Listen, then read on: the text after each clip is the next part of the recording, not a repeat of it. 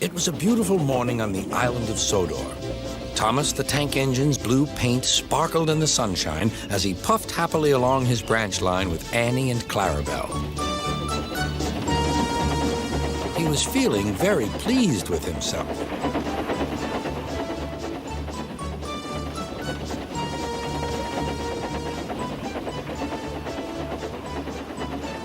"Hello, Thomas," whistled Percy. "You look splendid."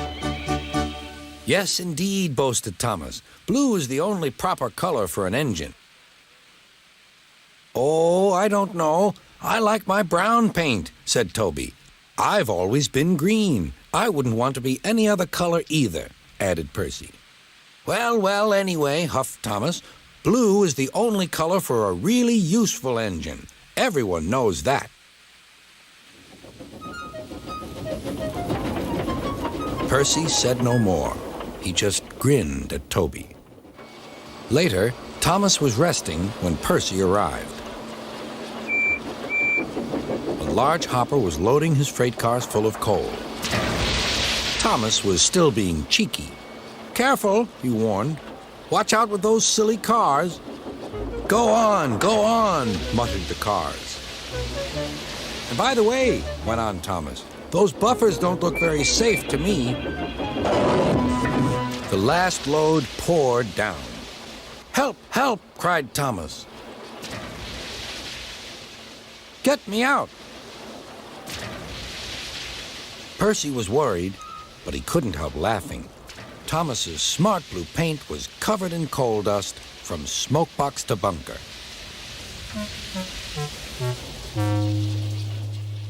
"Ha ha!" chuckled Percy. "You don't look really useful now, Thomas. You look really disgraceful." "I'm not disgraceful," choked Thomas. "You did that on purpose. Get me out."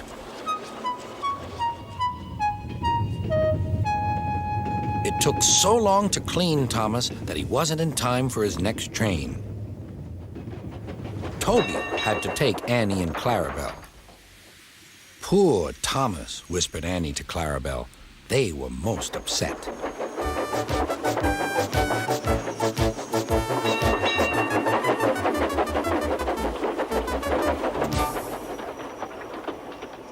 Thomas was grumpy in the shed that night.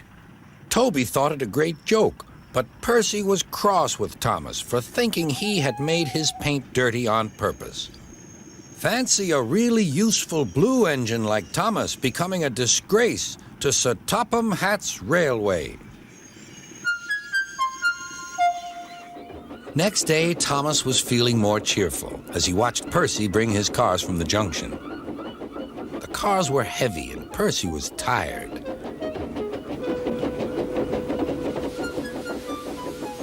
"Have a drink," said his driver. "Then you'll feel better." The water column stood at the end of the siding with the unsafe buffers. Suddenly, Percy found that he couldn't stop. The buffers didn't stop him either. "Oh!" wailed Percy. "Help!" The buffers were broken, and Percy was wheel-deep in coal. It was time for Thomas to leave. He had seen everything. "Now Percy has learned his lesson, too," he chuckled to himself.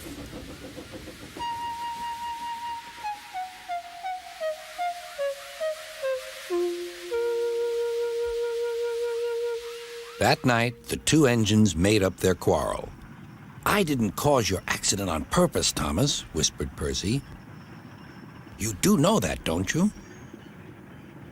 "Of course," replied Thomas, "and I'm sorry I teased you. Your green paint looks splendid again, too.